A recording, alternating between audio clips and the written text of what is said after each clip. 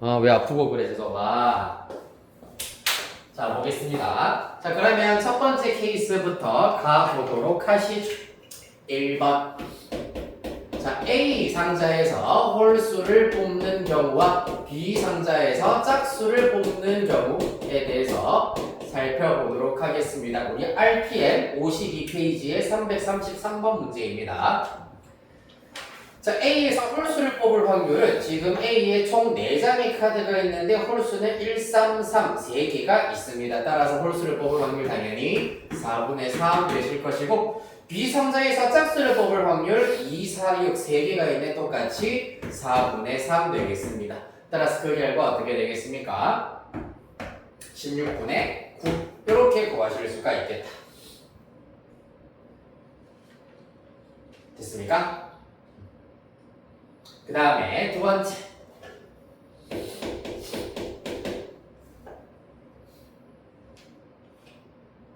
네. A에서 이번에는 짝수. 그 다음에 B에서 홀수를 뽑는 경우 구해보도록 하겠습니다. 그러면 A에서 짝수를 뽑는 방법 당연히 총 4장 중에서 짝수 한 장이 있기 때문에 4분의 1 될 것이고 B 상자 총 4장의 카드 중에서 하나를 뽑을 건데 홀수가 한 개가 있습니다. 3, 한 장 있네요. 따라서 그 결과 16분의 1 되겠습니다. 따라서 첫 번째 케이스, 두 번째 케이스의 경우에는 각각 동시에 일어나지 않는 첫 번째 경우, 두 번째 경우이기 때문에 16분의 9 더하기 16분의 1 하여서 16분의 10 약분하시면 8분의 5 이렇게 구하실 수 있겠습니다.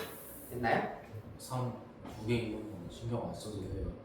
네, 신경 안 쓰셔도 됩니다. 일단 지금 두 수의 합이 정확하게 얼마가 될 확률이다라는 것이 아니라 홀수가 될 확률이기 때문에 여기에 들어가 있는 이 4분의 3의 의미가 뭐냐 하면은 4개 중에서 하나를 뽑는다는 얘기잖아. 맞지? 지금 우리가 이 4장 뭐인지는 모르는 상태로 보셔야 됩니다. 총 4장이 있습니다.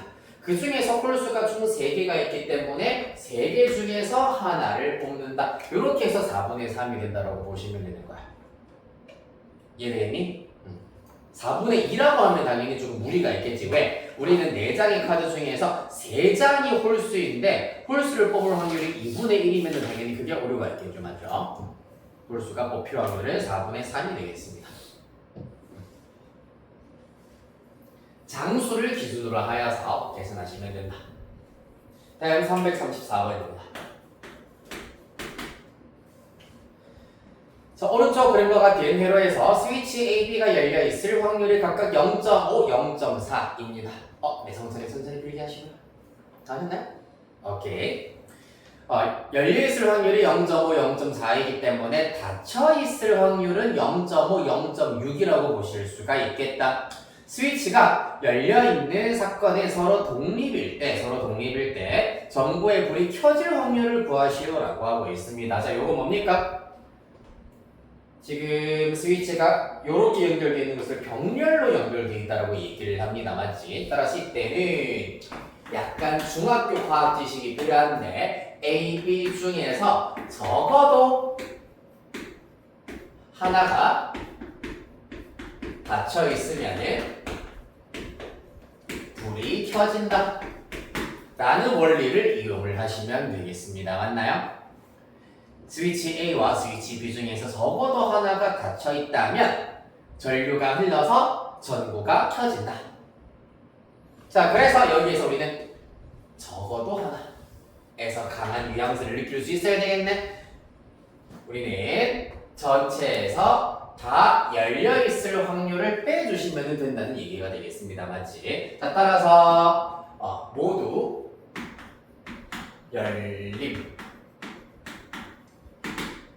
모두 열릴 확률에 대해서 보여보도록 하겠습니다. 요거를 이제 A 여사건이라고 보시면 되겠네요. 맞습니까? A, B 중 적어도 하나가 닫힐 사건의 여사건에 모두 다 열릴 사건이라고 보실 수가 있겠습니다. A와 B가 열려있는 사건은 서로 독립이라고 하였기 때문에 A가 열릴 확률 0.5라고 했고요. 그 다음에 B가 열릴 확률 0.6이라고 했습니다. 따라서 이거 계산하시면은 0.3이 된다라는 걸 알 수가 있겠다. 따라서 우리가 구하고자 하는 그러면은 A, B 중 적어도 하나의 스위치가 닫힐 확률은 1 빼기 A 6건의 확률이므로 0.7로 계산을 해줘. 0.4 아니에요? 맞네. 잠깐만. 열려있을 확률 잘못 구했네요. 맞아. 0.4 여기 0.2 그럼 여기가 네 좋습니다. 0.8 되겠습니다. 좋아요. 자, 혹시 의문이 든다면 직접 구해보셔도 되긴 됩니다. 뭐 A만 닫힐 확률, B만 닫힐 확률, A, B 둘 다 닫힐 확률 다 구하셔가지고 더해도 똑같이 0.8이 나오긴 할 겁니다. 해볼까요? 다시 할까요? 더 할까요? 네. 네. 자, 자제할게요. 338번. 여기 1시간 반밖에 없기 때문에 쓸데없는 과정의 시간을 쏟기는 좀 아깝네요. 자, 338번입니다. 4문제 중에서 3문제 이상을 맞히면 합격하는 시험에 평균적으로 7문제 중에서 2문제를 맞히는 학생이 합격할 확률은 7의 4제곱분의 K이다. 상수 K의 값을 구하여라 라고 하고 있습니다. 네, 일단 4문제 중에서 3문제 이상을 맞히면 합격하는 시험이라고 하였기 때문에 첫 번째 4문제 중에서 내가 시험지에 써드리는 표현대로라면 3문제를 맞힐 확률부터 구해보도록 하겠습니다. 됐습니까? 자, 요거는 일단 총 4개의 문제 중에서 3개를 뽑아서 맞추었다라고 생각하시면 되겠습니다. 즉, 독립 시행의 확률이라고 생각하시면 되겠습니다. 4번의 시행 중에서 3번의 시행은 성공한다. 이때 이제 P는 얼마인지 1-P가 얼마인지를 우리는 먼저 생각을 하셔야 됩니다. 요거를 어디에서 보실 수 있냐 하면은 자, 문제 첫 번째 줄 끝에 평균적으로 7문제 중에서 2문제를 맞히는 학생이라고 했어. 맞습니까? 이게 바로 통계적 확률에 의하여서 이 학생의 정답률이 되는 겁니다. 이 학생의 정답률은 통계적 확률에 의하여서 7분의 2가 된다라는 것을 알 수가 있겠습니다. 이 사실을 이용을 하셔가지고 4개 중에서 3개는 정답을 맞추시고요. 나머지 한 문제의 경우에는 오답을 한다. 정답을 맞추지 못한다. 따라서 4문제 중에서 3문제 맞출 확률은 이렇게 구하실 수가 있겠습니다. 계산을 하시면은 4 곱하기 7의 4제곱분의 바로 40 이렇게 일단 나타내 보도록 하겠습니다. 한편 3문제 이상이기 때문에 4문제 중에서 4문제를 모두 맞히는 경우에도 합격을 하실 수가 있겠다. 이때는 독립시행의 확률에 의하여 4C4 곱하기 7분의 2의 4제곱 7분의 5의 0제곱으로 계산을 하셔서 따라서 7의 4제곱분의 1 곱하기 잠깐만 4 요거 내가 잘못 구했죠? 네. 쏘리 2만 받는 2의 세제곱인데 4, 8, 5, 40, 160 이렇게 들어가야 되겠다. 이 친구의 경우에는 1 곱하기 16 곱하기 1이기 때문에 16이 되겠습니다. 맞나요? 따라서 그 결과 이 학생이 합격할 확률의 경우에는 7의 4제곱분의 160 더하기 16이기 때문에 176이 되겠습니다. 더 이상 약분이 안 되죠? 7도 소수고 176은 7의 배수가 아니니까. 따라서 여기서 말하니 일단 분모가 7의 4제곱이기 때문에 K의 값은 176이라고 보시면 되겠습니다. 됐나요?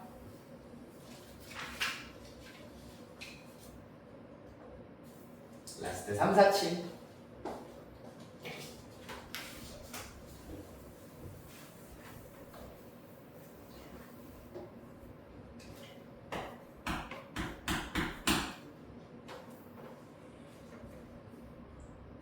보겠습니다.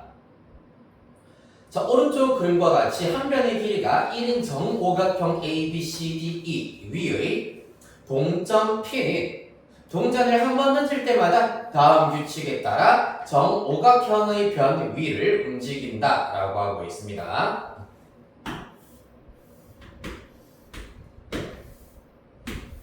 자, 보실까요? 일단 네, 앞면이 나오면은 시계 반대 방향으로 이만큼, 뒷면이 나오면 시계 반대 방향으로 이만큼, 뒷면이 나오면 시계 반대 방향으로 1만큼 움직인다. 동전을 6번 던질 때 점 A를 출발한 동전 P가 A로 되돌아올 확률을 구하여라 라고 하고 있습니다. 이렇게 일단 이 점 P가 출발을 하고 있다라고 보시면 되고요.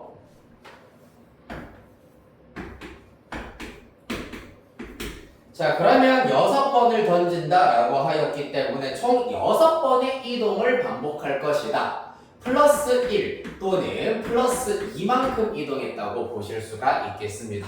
이때 점 A의 위치에 돌아온다는 얘기는 자, 이동 거리의 합이 5의 배수가 되어버리는 순간 5 또는 10 또는 15 또는 20 등등등 이렇게 되어버리는 순간 점 A에 돌아온다고 하실 수가 있겠습니다. 맞나요? 즉 한 칸 또는 두 칸씩 총 6번의 이동만에 합했을 때 총 이동 거리가 50, 15, 20이 될 때마다 점 A에 도착을 하겠습니다. 자, 여기에서 안 되는 것부터 먼저 걸러보도록 할까요? 누구 안 됩니까? 5? 안 되지. 왜? 1만 6번 더하더라도 플러스 6이 되어버리기 때문에 무조건 6번의 이동을 거치고 나면 A를 지나갈 수밖에 없습니다. 지나칠 수밖에 없다. 따라서 5는 불가능, 10은 네. 그렇죠. 가능하겠네요. 자, 만약에 플러스 2만큼 6번을 움직인다고 해버리면은 최대 갈 수 있는 이동 거리의 합은 12잖아, 맞지? 그렇기 때문에 누구부터는 또 안 된다? 15와 20부터는 안 된다라는 걸 알 수 있습니다. 따라서 이때 6번의 이동만에 도달할 수 있는 점 A에 도착하기 위해서는 정확하게 2바퀴를 돌아서 A에 도착하는 즉 이동 거리의 합이 10인 경우만 가능하겠습니다. 여기까지 이해됐나요? 네, 그러면 10이 되려면은 보자, 1 몇 개? 1 2개인가요? 그 다음에 2가 4개. 이렇게 1 2개랑 2 4개여야지 정확하게 10이 된다는 것을 알아내실 수가 있겠습니다. 맞나요?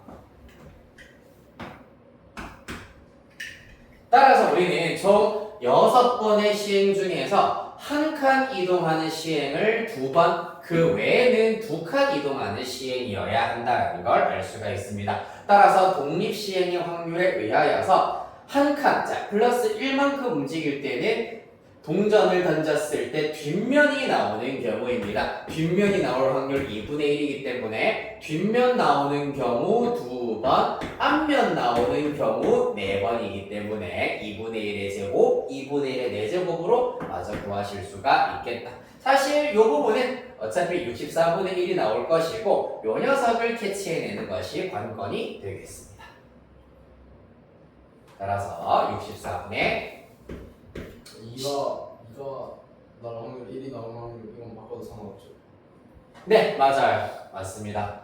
2가 나올 확률을 2가 나오는 사건을 기준으로 해서 6C 4 곱하기 2분의 1의 4제곱, 2분의 1의 제곱해도 답은 똑같습니다. 6C랑 6C4는 똑같기 때문이지. 따라서 그 결과 64분의 15 이렇게 구해주시면 되겠다. 맞아요. 독립시행의 확률은 무조건 요 녀석을 일단은 이 녀석의 확률을 P라고 두어도 되고 요 녀석의 확률을 P라고 두어도 상관이 없습니다. 무조건 똑같이 나옵니다. 됐습니까? 네. 자, 이렇게 하여서 일단 RPM 숙제의 경우에는 네, 다음 주 일단은 오늘 마지막 진도를 나가고 다음 주부터 마찬가지로 확통 수업도 중간고사 집중 대비 들어가네요. RPM 마지막 숙제는 40 이렇게 적혀있네요. 42부터 45 앞에 시험에 꼭 나오는 문제 두 파트 일단은 숙제로 나간다고 보시면 되겠습니다. 42부터 45 그리고 55부터 57입니다. 적어드릴게요. 42 45, 55, 57.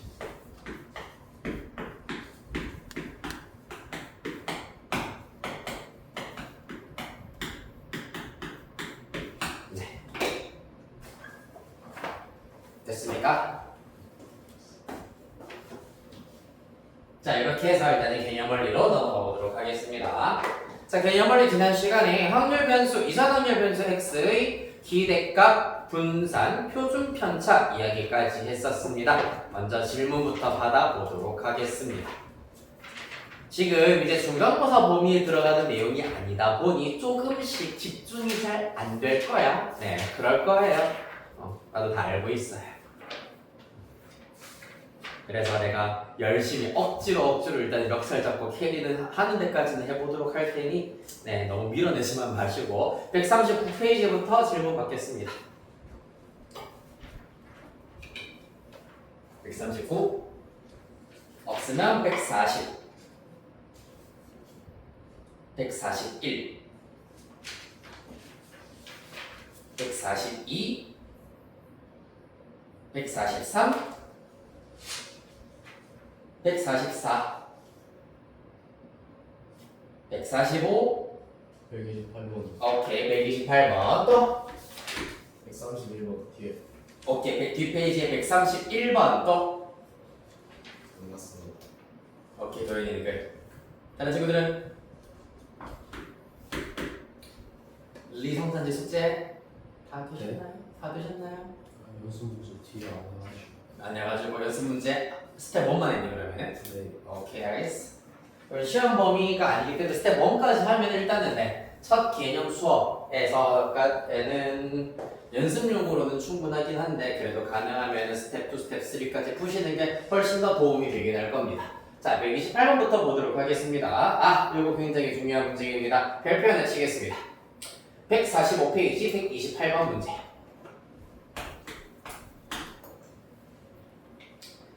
자, 평균이 m이고 표준 편차가 시그마인 어떤 시험의 원점수가 x, 표준 점수 t. 근데 어떤 관계가 있냐 하면은 표준 점수는 요거 이제 나중에 여러분들 수는 이제 너네 또 표점 계산을 할 때 물론 입력하면 요즘에는 다 알아서 계산을 해주긴 하지만은 대충은 알고 있는 게 좋습니다. 플러스 50입니다. 이렇게 하여서 표준 점수를 낸다고 합니다. 왜냐하면 그냥 원점수 가지고서는 약간 이런 문제점이 있어. 그러니까 70점이 나왔다. 시험을 쳤는데 수학 70점 나왔네. 나 원래 80점 계속 넘었었는데 70점이 나왔다. 너무 못 친 것 같다 라고 생각하겠지만 그래도 1등급일 수도 있잖아. 70점인데도. 그렇죠? 실제로 저기 내가 붙고 저기 침산동에서 수업할 때도 이제 너네랑 딱 동갑이구나. 고등학교 1학년이었던 애 스파르타 하면서 애가 그냥 되게 해맑은 여자였는데 막 그래도 공부를 좀 하긴 하나 봐. 근데 사실 머리는 조금 되기는 하는데 약간 좀 뭐라 해야 되지? 체력이라든가 좀 지구력 이런 게 떨어져가지고 이제부터 해야 되는데 어떡하죠? 뭐 이러다가 갑자기 시험 한 2주 전부터 발등에 불 들어가지고 막 미친듯이 하다가 시험 너무 망쳤어요. 그러면서 갑자기 시험 주중에서 펑펑 우는 거야. 그래가지고 채점을 해보니까 75.5 뭐 이렇게 나왔어. 그래가지고 펑펑 울고 나 진짜 살면서 이런 점수 처음 받아봐요 가다가 다음 주에 와서 쌤 저 1등급이래요 이러고 오더라고. 딴 애들이 봤을 때 좀 재수없어 하긴 하던데 무튼 점수 원점수만 봤을 때는 그냥 이 점수가 내가 진짜로 다른 친구들과 비교했을 때 잘 찾는 점수인지 못 친 점수인지 원점수 가지고만 보기에는 조금 어려움이 있기 때문에 이제 수능 점수의 경우에는 전부 다 표준화 시켜가지고 표준 점수를 이용을 하여가지고 우리가 얘기를 할 수가 있어야 하겠습니다. 자, 그래서 일단은 요거 등장 배경 설명을 해드렸고 표준 점수 t와 평균 t의 평균과 표준 편차를 구하시오라는 것이 문제가 되겠습니다. 즉 ET 그리고 표준 편차 구하여라 라고 하였기 때문에 ET가 어떻게 되는지 그 다음에 시그마 t가 어떻게 되는지에 대해서 살펴보도록 하겠습니다. 일단 먼저 이 t의 경우에는 결국에는 자 봐봐 t가 10 곱하기 시그마 분의 x 마이너스 n 플러스 50인데 자 여기에서 10 상수입니다. 맞지? 그 다음에 50 플러스 50도 상수입니다. 그 다음에 여러분들이 조금 착각을 할 수가 있는데 평균이랑 표준 편차라고 하는 것도 시험을 다 치고 나면 딱 고정되어 있는 값으로 나오는 거잖아. 너네가 예를 들어가지고 1학기 기말고사 수투를 쳤다. 뭐 달성고 학년 평균이 40점이다 라고 하면 평균은 40점으로 딱 고정이 되어 있는 값이라고. 그렇기 때문에 요 녀석과 표준 편차 또한 상수들입니다. 맞습니까? 자, 따라서 이 t라고 하는 녀석을 조금 보기 쉬운 형태로 바꾸어 주시면 t는 시그마 분의 10x 시그마 분의 10x에다가 빼기 시그마 분의 10m 시그마 분의 10m 더하기 50 이렇게 나타내실 수가 있습니다. 쌤, 이 도대체 무슨 쉬운 모양이죠? 라고 생각하겠습니다만 ax 플러스 b 꼴로 나타낸 겁니다. 이해되겠습니까? ax 플러스 b 꼴로 나타낸 것이다. 따라서 이 t에 해당하는 것은 어떻게 된다? a 곱하기 2x 더하기 b이기 때문에 시그마 분의 10 곱하기 2x 빼기 시그마 분의 10m 플러스 50이 된다라는 것을 알 수가 있겠습니다. 자, 여기에서 봐봐. x의 평균 문제에서 평균이 m이라고 하기 때문에 원점수의 평균은 똑같이 m이 나올 겁니다. 우와. 네, 댓글 다르게 목세 m. 자, 그러고 나면 시그마 분의 10m 빼기 시그마 분의 10m이 나온다라는 걸 알 수 있기 때문에 싹 다 날아가고 50이 된다라는 것을 알 수가 있겠습니다. 따라서 이 t의 기대값 평균은 50이 된다는 얘기입니다. 됐습니까? 자, 그 다음에 시그마 t의 경우에는 어떻게 된다고 문자로 먼저 나타내자면 절대값 a 시그마 x가 된다라고 보실 수가 있습니다. 자, 여기서 a 역할하는 게 시그마 분의 10이었기 때문에 절대값 시그마 분의 10 곱하기 시그마 x가 되겠습니다. 자, 시그마의 경우에도 표준 편차 양수이기 때문에 절대값은 이렇게 사라진다고 볼 수가 있고 시그마 x의 표준 편차가 결국에는 시그마라 했었습니다. 맞지? 따라서 시그마 약분이 되어서 그 결과 10 이렇게 구하실 수가 있겠다.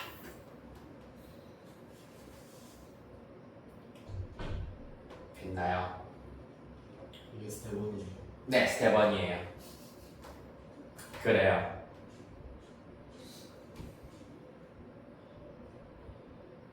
자, 한번 정리를 해드리겠습니다. 문제를 다시 확인해볼게. 평균이 m이고 표준 편차가 시그마인 어떤 시험에서의 원점수가 x라고 하였기 때문에 그 원점수 x의 평균이 m이다. 그 다음에 원점수 x의 표준 편차가 시그마다 라고 보시면 되겠습니다. 그런 다음에 t의 경우에는 어떻게 나타내자? 아까 썼다시피 시그마 분의 10 곱하기 x 더하기 마이너스 시그마 분의 10m 플러스 50 이렇게 나타내자. 그리하여서 ax 플러스 b 꼴로 나타낸 겁니다. 그렇기 때문에 이 t의 경우에는 a ex 플러스 b이기 때문에 시그마 분의 10 2x에다가 빼기 시그마 분의 10m 플러스 50이었고 이때 얘네들은 싹 다 날아가더라 50만 남는다라는 것을 살펴본 것이었고 그 다음에 시그마 t라고 하는 것을 우리가 배운 것에 의하면 절대값 a 시그마 x라고 하였습니다. 절대값 a는 요 녀석이었다.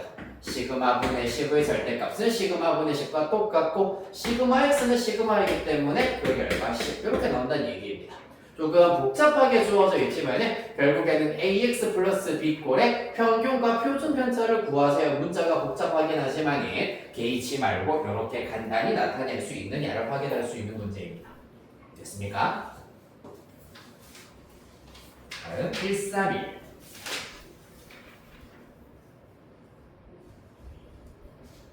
131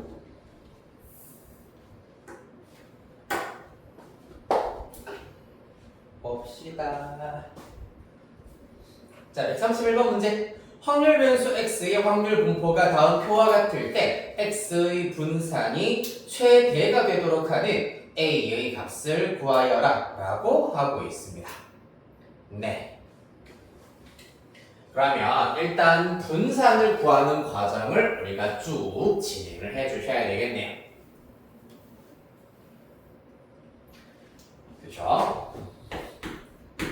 자, 일단 분산 어떻게 구한다? Vx라고 하는 것은 2의 x제곱 빼기 2x의 제곱이다. 따라서 우리는 2x와 2x제곱 이렇게 두 개의 값을 구해보도록 하겠습니다. 됐습니까? 자, 문제에서 이 분산이 최대가 되도록 하는 상수 a의 값을 구하시오라고 하였기 때문에 b는 일단은 죽이고 시작을 해보도록 하겠습니다.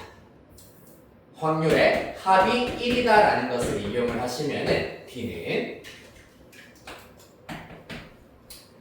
네, 일단 b 플러스 4분의 1 플러스 a가 1이어야 하기 때문에 b의 경우에는 4분의 3 마이너스 a 정도로 둘 수가 있겠습니다.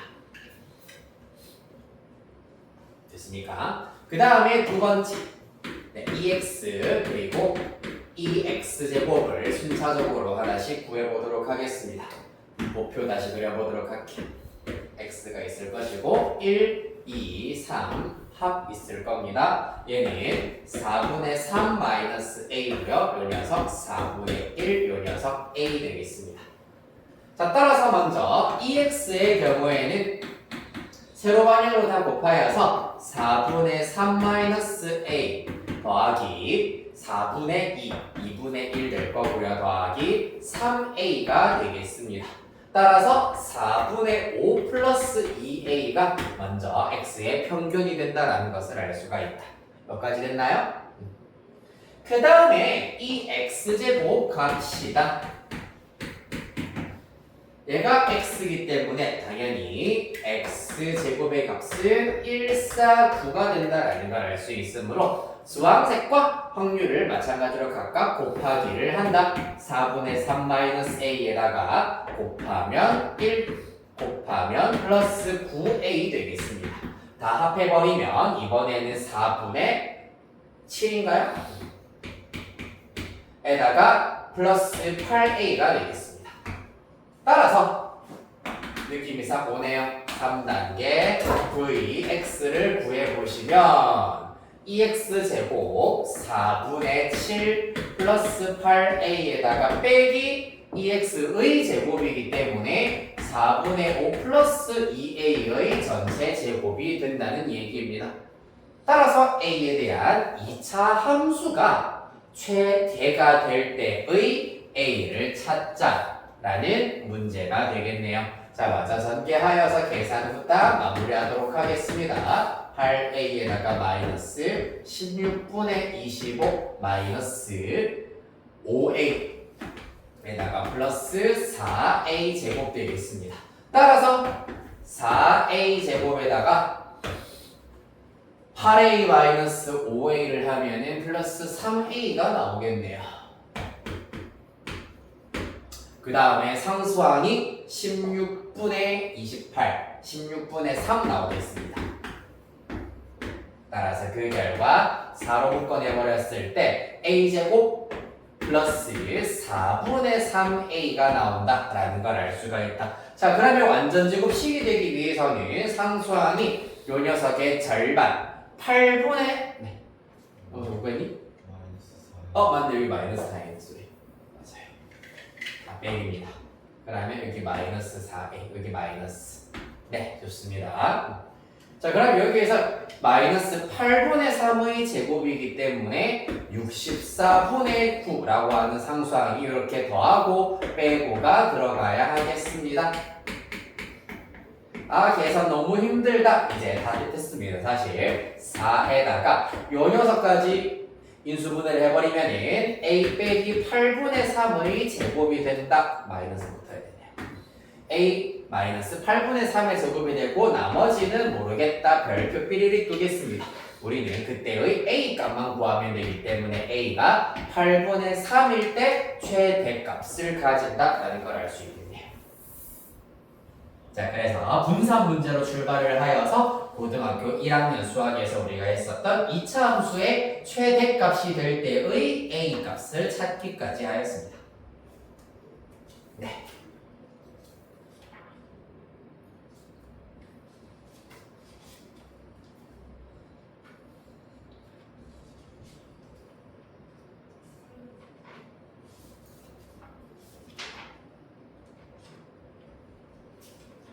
됐나요?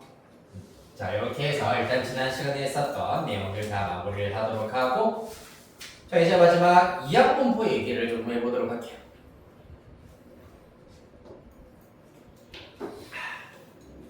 (147페이지입니다) 그래도 이제 이상 확률 변수에 해당하는 내용은 오늘로써 이제 끝입니다. 자, 그래서 중간고사 대비 열심히 하고 오면은 연속 확률 변수로 들어가 보도록 할게요.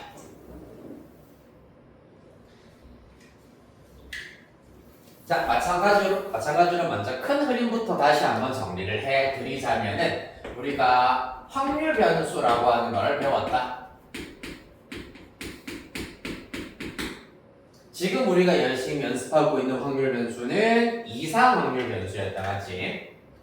x가 0, 1, 2와 같이 하나하나 셀 수 있는 숫자들로 이루어져 있는 경우가 이상 확률 변수라고 했었고요. 이 녀석과 이제 대비되는 개념으로는 연속 확률 변수가 있습니다. 각각의 이 확률 변수가 따르는 함수의 경우에는 누구였냐면 이상 확률 변수의 경우에는 확률 질량 함수였다 라는 것. 그 다음에 연속 확률 변수의 경우에는 우리가 나중에 배우겠습니다만 확률 밀도, 연속이기 때문에 연관성 있는 물리량으로 밀도를 떠와가지고 확률 밀도 함수다 라고 이름을 붙일 수 있겠습니다. 됐습니까? 자, 그 중에서도 이 확률 질량 함수가 어떤 굉장히 되게 이쁜 모양으로 정의가 되어 있을 때, 함수 자체가 굉장히 이쁜 모양으로 딱 정해져 있는 모양으로 딱 정의가 되어 있을 때, 그때의 확률 분포를 우리가 뭐라고 얘기하냐면은 특정한 확률 분포를 뭐라고 얘기하냐면은 바로 이항 분포라고 얘기를 하고요. 반면에 확률 밀도 함수가 마찬가지로 어떤 딱 정해져 있는 그 틀을 맞추고 있다면은 그 확률 연속 확률 변수의 경우에는 정규 분포를 따른다라고 얘기를 합니다. 나중 되면은 이들 사이에 그 연관성이 있습니다. 그걸로 아마 통계 단원이 마무리가 될 겁니다. 자, 그래서 일단 오늘은 이항 분포에 대하여서 본격적으로 살펴보도록 하자. 중간고사 범위에 들어가는 개념 중에서 여기에 이항이라고 하는 단어 이미 우리 공부했었습니다. 어디서 했지? 이항, 그렇지, 정리. 에서도 일단은 공부를 했고요. 이항 정리에서 배웠던 내용을 응용했던 것이 어디였냐 하면은 방금 우리 문제 풀이에서 했다시피 독립 시행의 확률입니다. 자, 따라서 얘네들에 대한 리뷰부터 시작을 해보도록 하겠습니다. 자, 먼저 리뷰 이항 정리입니다. 자, 이항 정리의 경우에는 뭘로 해볼까? 1 플러스 x로 한번 잡아보도록 할까요? 요 녀석의 n제곱을 전개하였을 때 나오는 전개식에 해당하는 이야기를 좀 해보도록 하겠습니다. 자, 먼저 nc0의 x의 0제곱 1의 n제곱 x의 0제곱만 쓰면 되겠네. x의 0제곱 더하기 nc1의 x의 1제곱 더하기 nc2의 x의 제곱 더하기 등등등 더하기 ncn의 x의 n제곱 요렇게 일단 나타내실 수가 있겠습니다. 맞습니까? 자, 그 다음에 두 번째 리뷰. 했었던 독립시행의 확률입니다. 자, 독립시행의 확률의 경우에는 자, 독립시행을 몇 번 n회 하였을 때 우리가 원하는 사건 A가 몇 번? R번 나올 확률에 대해서 구해보도록 하겠습니다. 여기에서 한 번 시행해서 A가 일어날 확률 자체는 스몰 p라고 잡아보도록 하겠습니다. 그때 이 독립시행의 확률은 NCR 곱하기 어떻게 된다? P의 NR제곱이겠죠. R제곱 곱하기 1-P의 N-R제곱 이렇게 나타내실 수가 있겠습니다. 맞나요? 자, 그래서 사실 여기서 아까 1의 n제곱, x의 0제곱 얘는 1의 n-1제곱, x의 1제곱과 같이 나타낼 수 있었던 이 모양과 독립시행의 확률에서 나타나는 p의 r제곱, 1-p의 n-r제곱 이러한 것들이 굉장히 닮은 부분이 많다라는 걸 알 수가 있습니다. 맞지? 자, 그래서 우리가 오늘 지금 공부하게 될 이항분포라고 하는 것도 결국에는 확률 변수 x가 어떤 확률 질량 함수를 따를 때냐 하면은 NCR 곱하기 x로 써봅시다. 여기가 x이기 때문에 NCX 곱하기 P의 x제곱 곱하기 1-P의 x제곱이 아니죠. n-x제곱이죠. 요렇게 정의가 될 때 확률 변수 x는 이항 분포를 따른다라고 얘기하도록 하겠습니다.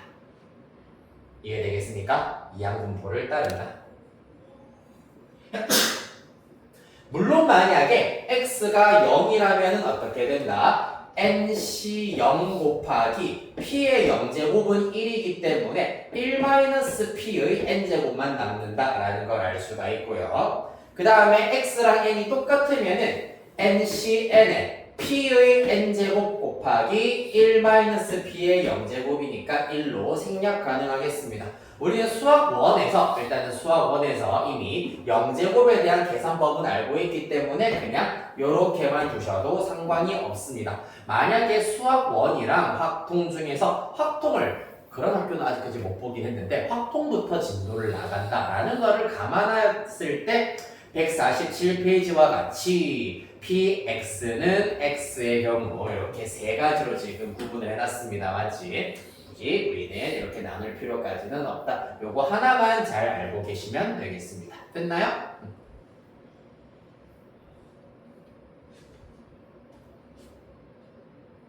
자, 이렇게 구하실 수가 있다. 자, 그래서 이 x의 확률 분포를 표로 나타내면은 다음과 같다.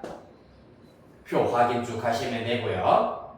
바로 밑에 줄 위의 표에서 각 확률은 여기서 말하는 Q라고 하는 게 이제 1-P를 말하는 겁니다. Q. 자, 그래서 P의 X제곱, Q의 N-X제곱이라고 하였을 때 이때 각각에 나타내지는 확률의 경우에는 누구랑 똑같냐 하면 Q 플러스 P의 N제곱의 전개식에서의 각각의 항과 똑같다라는 걸 알 수 있습니다. 먼저 NC0의 경우에는 P는 0제곱, Q는 N제곱이 된다라는 걸 알 수 있고 그 다음에 NC1의 경우에는 P의 1제곱, Q의 N-1제곱 이렇게 쭉 전개하실 수가 있습니다.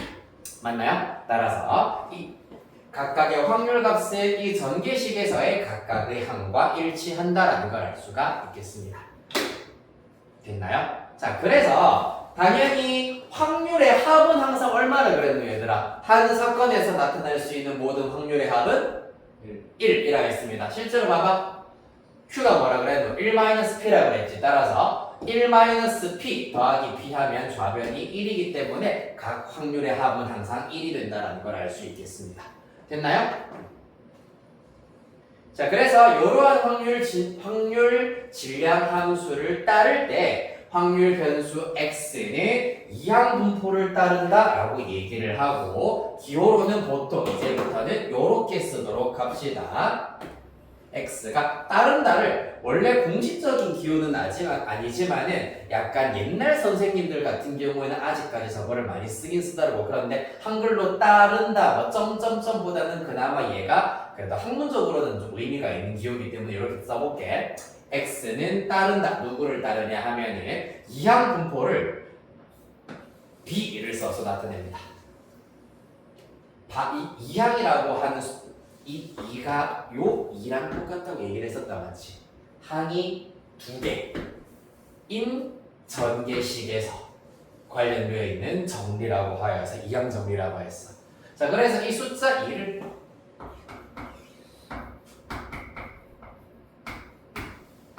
바이너리라고 얘기를 합니다. 그래서 앞에 나와 있는 b를 따서 b로 나타내실 수가 있겠습니다. 됐나요? 자, 그래서 바이너리에서 일단은 따오신 이항 분포가 바이노미얼 디스트리뷰션 분포가 디스트리뷰션이라서 바이노미얼 디스트리뷰션에서 b를 땄다라는 것이 정확한 표현이 되겠습니다.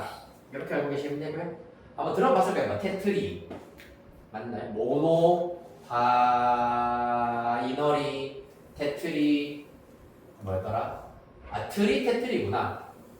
5개가 펜타곤, 네, 등등등 있습니다. 너무 오랜만에 어떻게 기억이 하나도 안 나네. 펜타곤까지 알고 계시면 되고요. 아무튼 아는 척 한번 해봤습니다. 자, 그래서 하는 얘기 맞아야 되겠네요.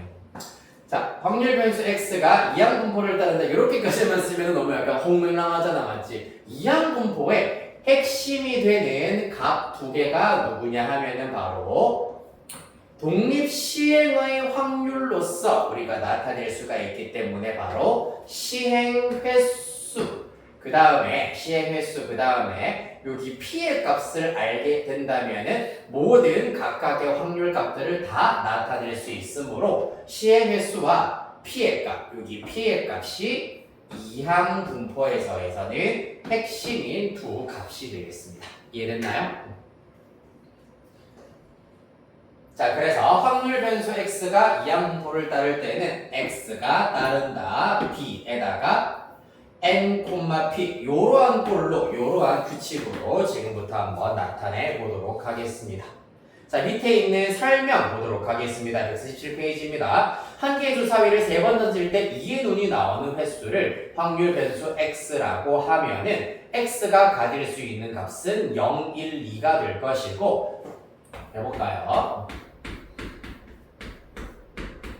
자, 주사위를 3번 던지는데 2의 눈이 나오는 횟수라고 하였기 때문에 3번 중에서 x번 2의 눈이 나왔다고 합시다. 2의 눈이 나올 확률이 6분의 1이기 때문에 6분의 1의 x제곱 그 외의 눈이 나올 확률은 6분의 5가 될 거고 횟수는 3 빼기 x가 되겠습니다. 이렇게 확률 질량 함수를 나타내실 수가 있다. 그런 다음에 확률 변수 x는 이항 분포를 따르시는데요. 시행 횟수는 3. 한번 시행해서 이 문제에서 원하는 2의 눈이 나올 확률이 6분의 1이기 때문에 3,6분의 1 이렇게 두실 수가 있겠습니다. 자, 그래서 147페이지 가장 마지막 줄 x는 이항 분포 b 3,6분의 1을 따른다고 한다. 문장으로 쓰기 귀찮으니 이 기호를 써서 비공식적으로 한번 나타내 보도록 하겠습니다. 됐습니까?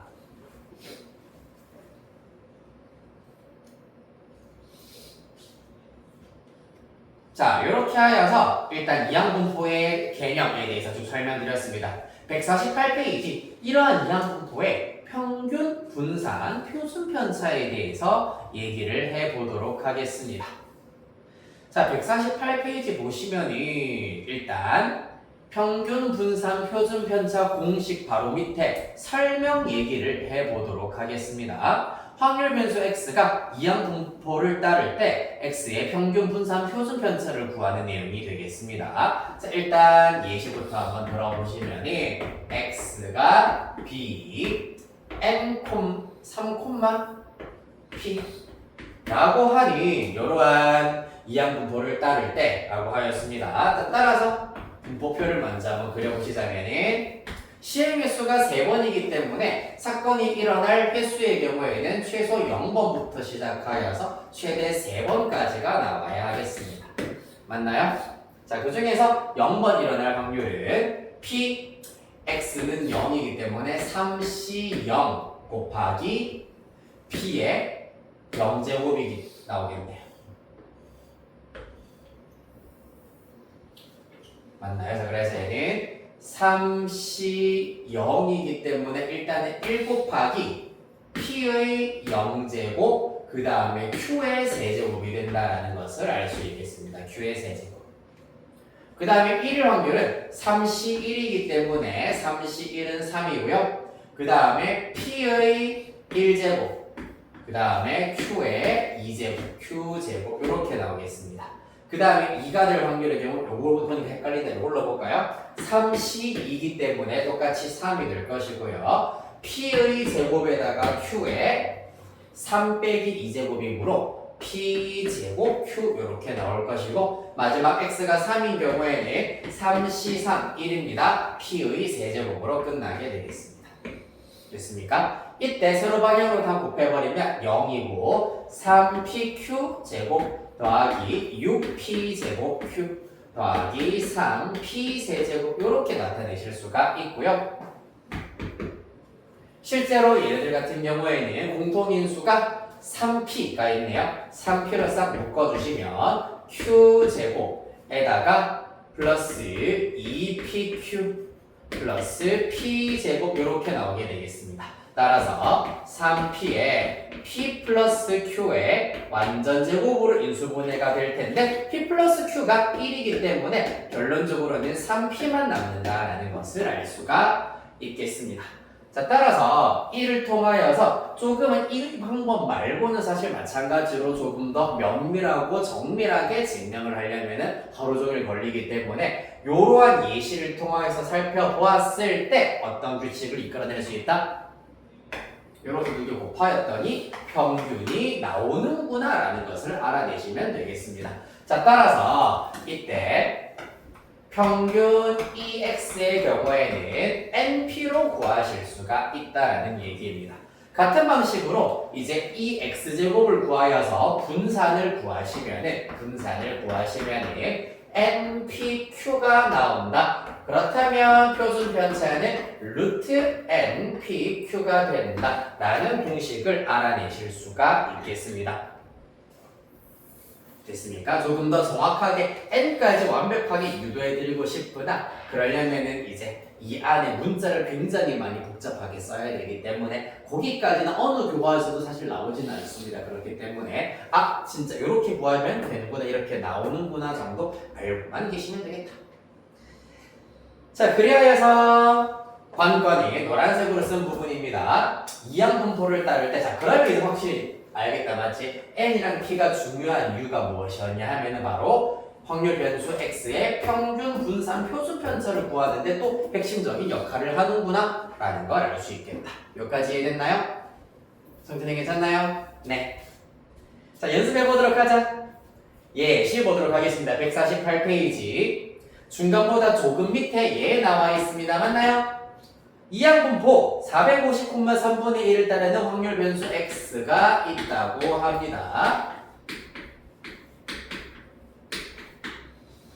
자, 이 친구의 경우에는 이제 x의 평균 분산 표준 편차를 구하여라 라고 하였기 때문에 자, 다 같이 이 x는 np더라. 따라서 450 곱하기 3분의 1이어서 150이다 라는 것을 알 수가 있겠습니다. 그 다음에 Vx의 경우에는 NP에다가 Q 3분의 2를 마저 곱하면 되기 때문에 150 곱하기 3분의 2를 하셔가지고 100 이렇게 구하실 수가 있고 시그마 X의 경우에는 루트 취하여서 10 이렇게 구하실 수가 있겠습니다. 자, 조금 더 약간 잘 안 와닿는다 하는 친구들을 위해서 확 와닿는 예시를 한번 들어드리자면은 마찬가지 성전이네 물어볼까? 내가 동전을 10번 던질 거야. 그 중에서 앞면이 나올 횟수의 평균은 몇 되겠노?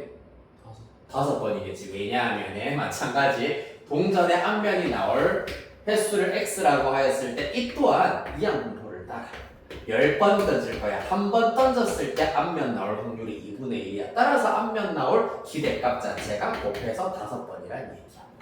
조금 더 와닿습니까? 자, 이렇게 해서 MP가 평균이 된다라는 거 말씀을 드렸습니다. 큰 수의 법칙은 사실 별로 안 중요해서 이거랑 관련되어 있는 시험 문제가 나온 적은 한 번도 본 적이 없거든. 내용만 설명해 드릴게요. 큰 수의 법칙. 문제 하나도 안 풀어드릴 거예요. 네. 서운해하지 마시고 시험에 진짜 안 나오기 때문에 안 알려드리는 거니까.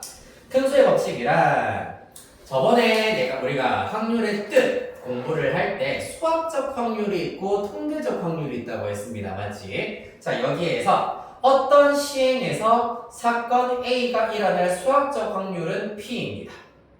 N회의 독립시행에서 사건 A가 일어나는 횟수를 확률 변수 X라고 하자. 그러면은 통계적 확률의 경우에는 N분의 X라고 하실 수가 있겠습니다. 시행 횟수가 N번, A가 일어난 횟수가 X번이기 때문입니다. 맞나요?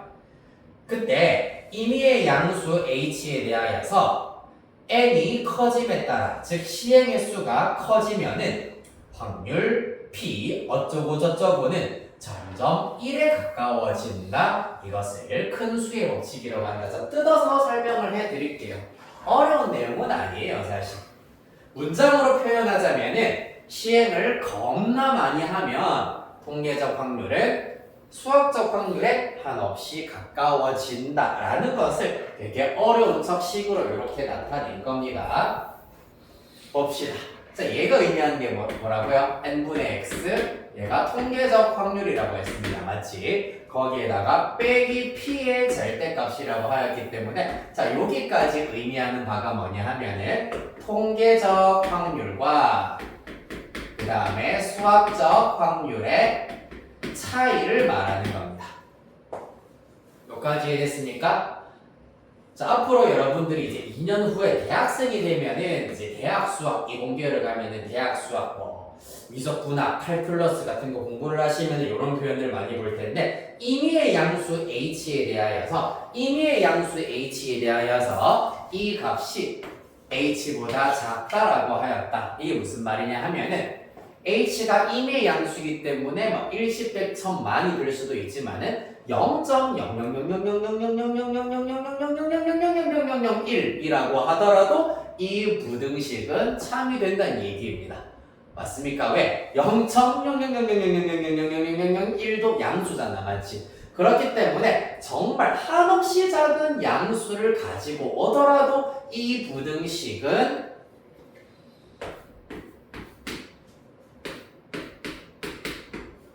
참이 된다라는 얘기입니다. 자, 왜 참이 된다라고 얘기하냐면은 P, A가 1이 된다는 얘기는 무슨 말이고 A가 항상 일어난다는 얘기잖아요. 맞지? 다시 말해서 요 부등식이 항상 일어난다에 가까워진다는 얘기입니다. 이해되겠습니까? 즉 정리하자면 통계적 확률과 수학적 확률의 차이가 0에 한없이 가까워진다라고 이해해 주시면 되겠습니다. 됐나요? 그러나 여기까지만 의미만 알고 계시면 되겠습니다. 자, 한 장 넘기셔서 우리 개념 원리 익히기랑 필수 예제 오늘 4문제였나요? 4문제부터 딱 풀고 마치도록 하겠습니다. 물론 뒤에 오늘도 15문제짜리 테스트가 여러분을 기다리고 있죠. 좀 일찍 와서 보여요. 원래대로 50분, 55분쯤에 마칩니다. 마치고 저번에 가자마자 바로 주세요. 바로 풀긴 푸시던데 마찬가지로 15문제 풀고 제출하고 바로 귀가하시면 되겠습니다. 자, 150번 보도록 하겠습니다. 150페이지 보도록 할게. 일단 그게 오늘 배운 내용은 계산 자체가 그렇게 복잡하진 않아가지고 바로 할 수 있을 겁니다. 188번에 1번, 3번 그 다음에 190번 이렇게 해보겠습니다. 188에 13 그리고 190 시작.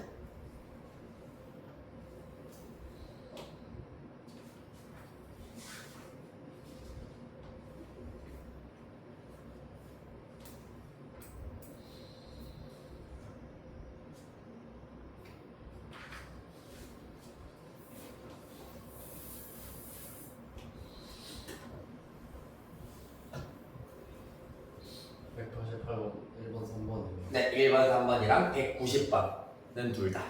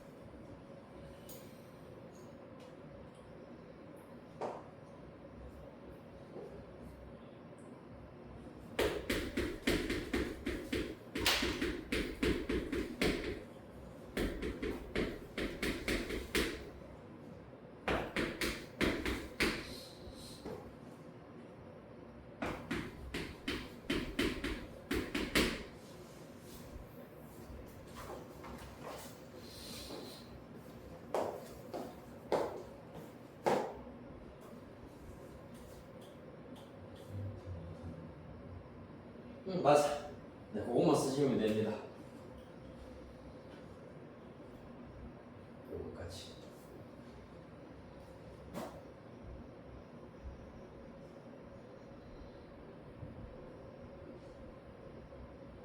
오케이. 오케이. 오케이. 잘됐네. 네. 자, 다들 1시 5천 없이 다들 잘하셨습니다. 예, 이제 10번으로 바로 가보도록 할게요. 공을 한 번 던져서 스트라이크가 될 확률이 10분의 7인 볼링 선수가 있다. 즉, 한 번의 시행에서 스트라이크의 확률이 10분의 7. 이러한 선수가 공을 4번 던진다. 라고 하였으므로 1번. 이때 스트라이크가 되는 횟수 x의 경우 마찬가지로 확률 질량 함수를 구하였을 때 4cx에다가 10분의 7의 x제곱 10분의 3의 4 빼기 x제곱으로 우리가 구하실 수가 있습니다. 왜? 독립시행의 확률이기 때문입니다. 맞지? 독립시행의 확률이기 때문에 확률 변수 x의 경우에는 이항분포 4,10분의 7을 따른다 라고 하실 수가 있겠습니다. 따라서 이렇게까지가 답이 되겠죠. 그 다음 두 번째, 그때 x의 확률 질량 함수를 구하시오라고 하였기 때문에 이렇게 양식 지켜가지고 구해주시면 됩니다. x가 어떤 x, 스몰 x라는 값일 때 n이 아니죠. 4 cx에다가 아까 살짝 스포를 해드렸죠. 10분의 7의 x제곱 그 다음에 q의 경우에는 1-p이기 때문에 10분의 3의 4-x제곱 이렇게 두실 수가 있겠습니다. 맞나요? 이렇게 하시면 확률 질량 함수도 끝. 그렇다면 3번 3번 이상 스트라이크가 될 확률을 구하여라 라고 하였기 때문에 이 문제는 x가 3일 확률에다가 x가 4일 확률을 더하시면은 3번 이상 스트라이크를 칠 확률을 구하실 수 있겠습니다. 따라서 계산하시면 4c3 곱하기 10분의 7의 세제곱 곱하기 10분의 3의 1제곱 더하기 4c4의 경우에 x가 4일 확률은 4c4 1 곱하기 10분의 7의 4제곱 이렇게 구하실 수 있겠습니다. 따라서 마저 계산을 하시면 10의 4제곱 분의 4 곱하기 12 곱하기 7의 세제곱 더하기 7의 4제곱 정도로 나타내실 수가 있겠습니다. 직접 다 계산을 하였더니 만분의 6517 된다고 합니다. 그나마 계산을 하기 조금 편한 방법은 보통 이럴 때도 공통인수로 묶어내기를 많이 사용을 한다. 7의 세제곱으로 살짝 묶어내버리면 12 플러스 7이라서 19 이렇게 나타낼 수 있고 이것도 뭐 그렇게 쉽진 않네요. 7의 세제곱이기 때문에 49 곱하기 7, 79, 63, 74, 28, 343 곱하기 19 하여서 6517 이렇게 구할 수 있다고 합니다. 그래도 덧셈보다는 곱셈으로 한 방에 끝내는 게 더 나을 수 있기 때문에 공통인수로 묶어내서 계산을 해주시는 것이 가장 빠른 방법이 되겠습니다. 자, 다음 한 장 넘기셔서 예제 11번입니다.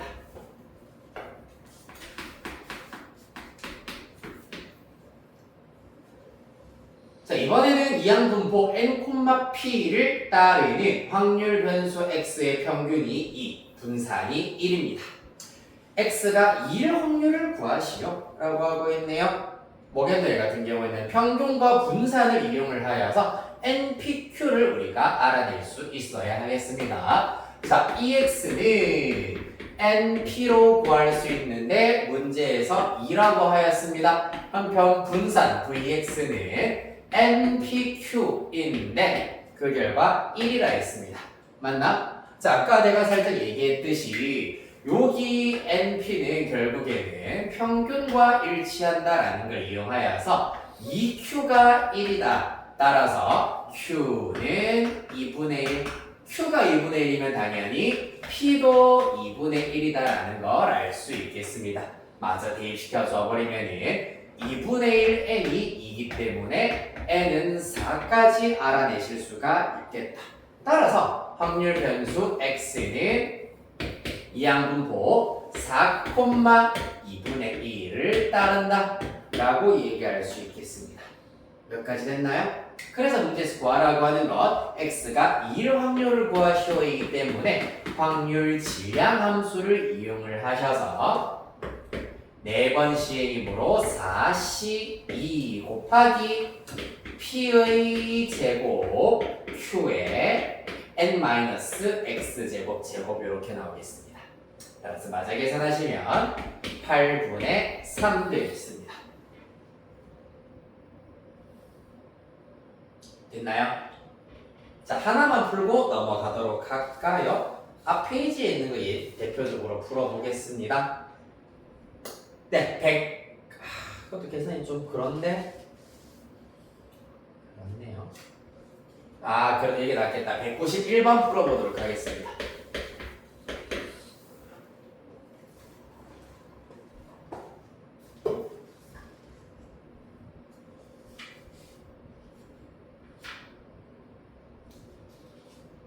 특히 3번은 구하는 방법이 있다, 그렇죠?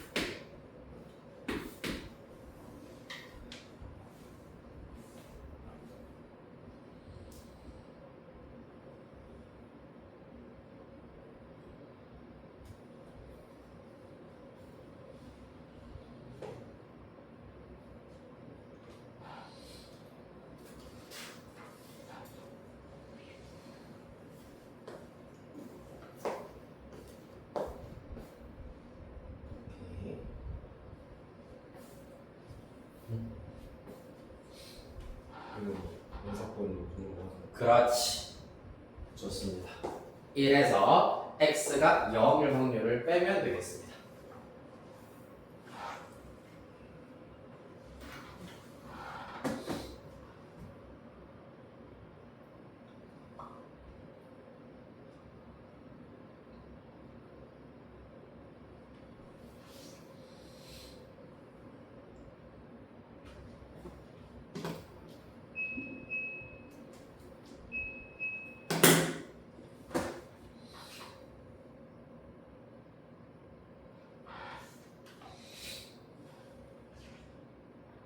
나오나요? 자, 일단 1번의 경우에는 다들 잘 구하셨던데 b 괄호 열고 4,4분의 3 되겠습니다. 그리고 확률 질량 함수의 경우에는 px는 스몰 x는 4cx에다가 곱하기 4분의 3의 x제곱 곱하기 4분의 1의 4-x제곱 해주시면 되고요. 이때 x가 0일 확률이 256분의 1이 나옵니다. 따라서 x가 0이 아닐 확률, 즉 x가 1 이상일 확률은 256분의 255 이렇게 구하실 수 있겠습니다. 됐나요? 네. 자, 다음 한 장 넘어가셔서 이어서 예제 12, 13 보도록 하겠습니다. 12번 한 개의 주사위를 18번 던졌다. 독립시행을 했습니다. 6의 약수의 눈이 나오는 횟수를 확률 변수 x라 하자 하였으므로 독립시행의 결과에서 확률 변수 x는 이항분포 따른다. 시행 횟수가 18번이고 그 다음에 6의 약수의 눈이 나온다라는 것이 우리가 원하는 사건이야. 6의 약수 누구? 1, 2, 3, 6까지가 있기 때문에 6분의 4, 즉 3분의 2가 한 번 시행해서 일어날 확률이 되겠습니다. 맞나요? 이때 x의 평균 어떻게 된다? np이기 때문에 18 곱하기 3분의 2, 12 이렇게 나오실 거고요. 그 다음에 분산의 경우에는 npq이기 때문에 4 이렇게 구하실 수 있고 라스트 표준 편차의 경우에는 양의 제곱근이기 때문에 2 되겠습니다. 아이 쉬워라. 너무 쉽네요. 자, 한 장 넘겨서 오늘의 마지막 문제 예제 13번 보겠습니다.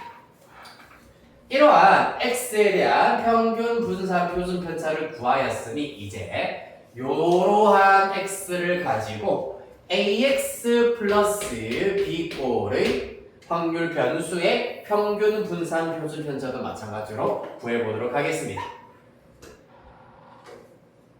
자, 어느 공장에서 생산되는 제품의 10%가 불량품이라고 한다. 이 공장에서 400개의 제품이 생산될 때 나오는 불량품의 개수를 확률 변수 x라 하자까지만 보았을 때 우리가 알아낼 수 있는 것.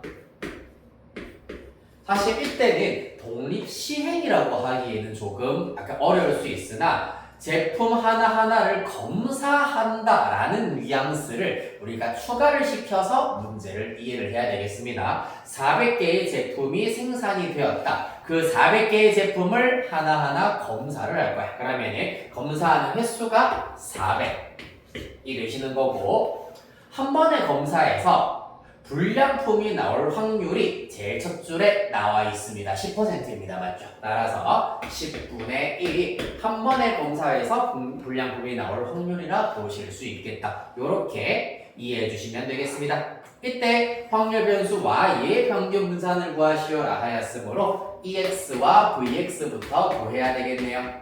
ex는 곱하기 40. vx는 여기에다가 10분의 9만 곱하면 되기 때문에 36 이렇게 나오게 되겠습니다. 맞나요? 그런 다음에 문제에서 EY와 VY를 구하여라. 자, EY의 경우에는 어떻게 됩니까? Y 자리에다가 2분의 3x-5 를 대입하는 얘기이므로 2분의 3 곱하기 2x-5로 계산을 하실 수가 있겠습니다. 2x 자리에 40 때려 넣으시면은 60 빼기 5기 때문에 55 이렇게 찾으실 수가 있고요. 한편 vy는 조금 간단합니다. 어떻게? vy의 경우에는 일단 우리가 a제곱 vx로 구할 수 있기 때문에 계수가 2분의 3이야. 따라서 2분의 3의 제곱에다가 vx 36 이렇게 구하실 수가 있겠습니다. 따라서 4분의 9 곱하기 36이기 때문에 최종 결과 80을 이렇게 구하실 수가 있겠네요. 됐습니까? 자, 요거 이용하여서 199번 문제 해결해 보도록 하겠습니다. 199.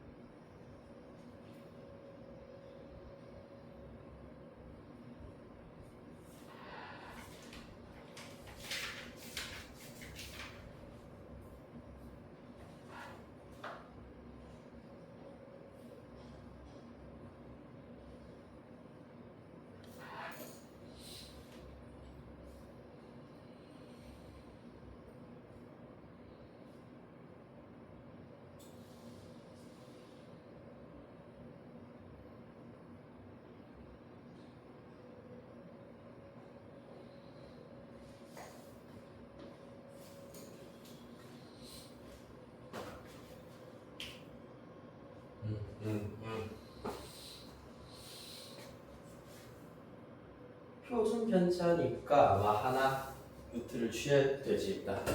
맞죠? 지금 분산 228이고 표준 편차 구하시면은 8루트의 평균은 319 이렇게 나오겠습니다. 됐나요? 아 쉽다. 자 그래서 일단 이항정리 독립시행의 확률을 베이스로 하여가지고 이러한 식 다시 한번 정리를 했었고 이상확률 변수 x가 이러한 형태 즉 독립시행의 확률을 구했던 공식과 같은 형태로 확률 딜레함수를 가질 때 그 이상확률 변수 x는 이항 분포를 따른다. 핵심이 되는 두 값은 시행 횟수와 한 번 시행해서 일어날 확률 p가 되겠습니다.